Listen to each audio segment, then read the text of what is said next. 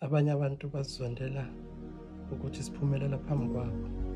Abazi senza amandla okuthula lawo, ngoba izinto zethu eziningi asihambi siyikhuluma noma kubani.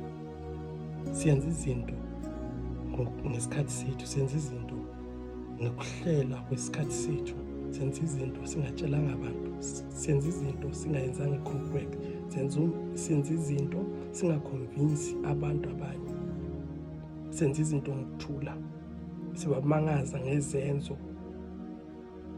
ezenzakalayo empilweni zethu. Bazibuza ukuthi senza kanjani, noma bezama ukuhlasela empumelelweni yethu ngeke bakhona ukuhlasela ngoba senza izinto ngokuthula.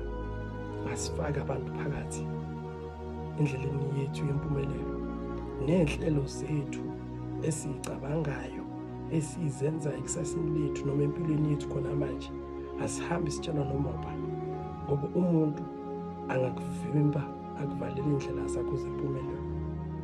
Engisho khona manje, ungahambi ube ukhuluma noma ini enhle impilo yakho, ngoba baningi bona bathule, izitha zigadile, kodwa ngeke ukwazi. Wenza izinto okukhetha ukuthula, okwenza izinto ngokuthula, ungatshelanga noma ubani. Ngiyabonga.